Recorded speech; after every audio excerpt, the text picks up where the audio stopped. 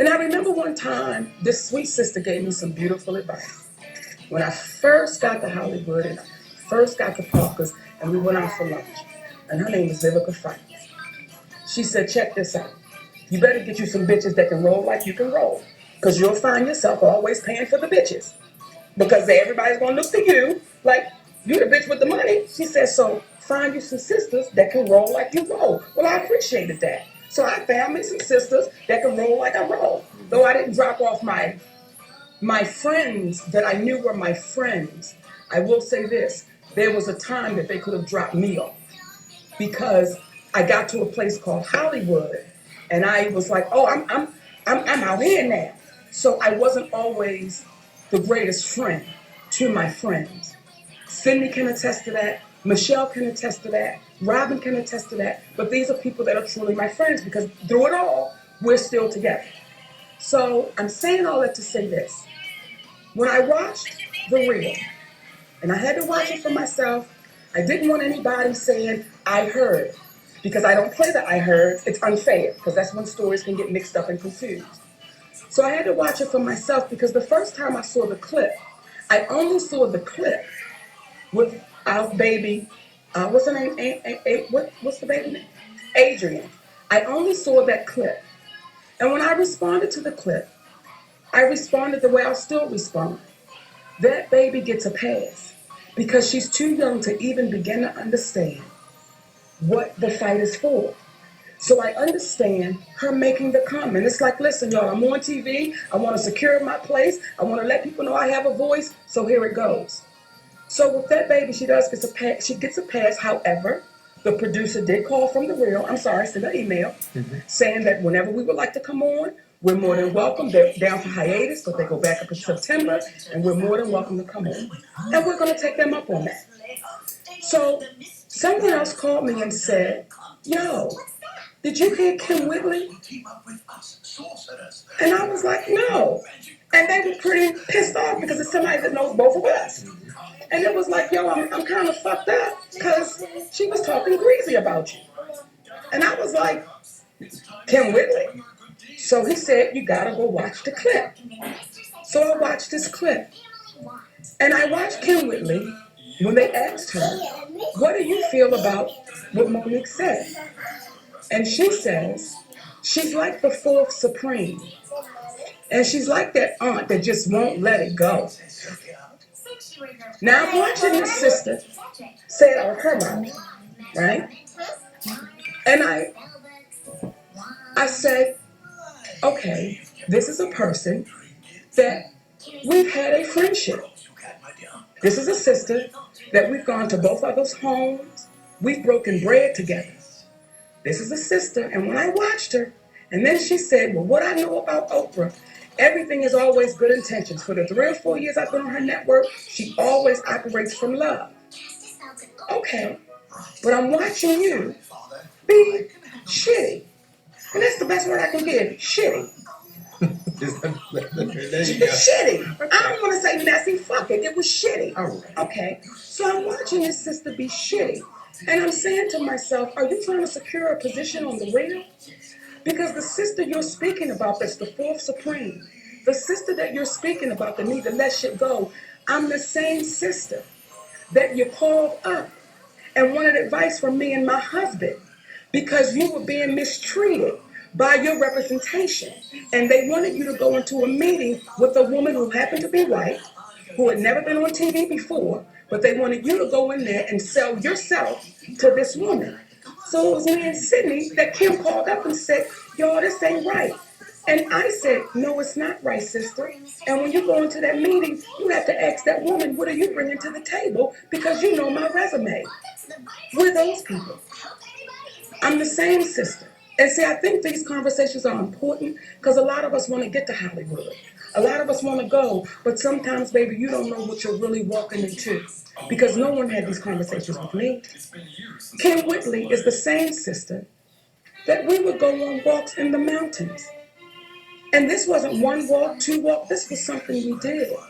And this is a sister that when we would go on those walks, she would cry on my shoulder and we would cry together, just talking about life. This is the same sister that said to me as we got to the top of the mountain one day with tears coming down her eyes, Monique, you have everything. And I said, Kym, I don't have everything. I'm just happy with what I had. But I don't have everything. There's some shit with me that you know about. So let's not do that where you're feeling like I have everything, because I don't. I'm that sister, Kym Whitley. I'm the sister that you called the night that Joshua's mother had him in the hospital. I'm her. And you said, Monique, she don't want to take this baby home. I don't know what to do. And I said, Kym, that baby could change your life. That baby could make a big difference. Now, I don't know if she called Oprah that night. I don't know how many long walks her and Sister Oprah been on. I don't know how many times she's had to call Oprah up and say, hey, I need some advice because they're treating me wrong. I don't know. But what I will say is this. It is disheartening when you do watch someone sit on international television all over the world that you've actually had in your home. You've been in her home. Y'all have had intimate, real conversations. And you say, was this you trying to get a spot? Or is this how you really feel, sister? Because now you start questioning, what were those walks? Were those walks genuine? Or were those walks, bitch, you the it girl right now. And you the bitch I want to be seen with. I'm the same girl. When you say let it go, and when you say she the auntie that hold on to shit, I'm the same one that on the day of the Oscars, Al Roker, right, wanted to come do an interview with me. We want to see what your day looks like the day of the Oscars. I said, okay, baby, I start out with a walk. Me and Kym Whitley, we walked and we climbed the mountain. And those producers said, no, no, no, no, no. We just wanted to be you and Al. And I said, no, no, no, no, no. Y'all caught me out. Y'all want to come and see what I'm doing. This is what I do. Me and my sister, we're going for a walk. When the production crew got there, they still tried to push Kym Whitley out. I said, guys, I told y'all when you called, this is what me and my sister do. So if you want to talk, I ain't got no problem with it, but she ain't going nowhere.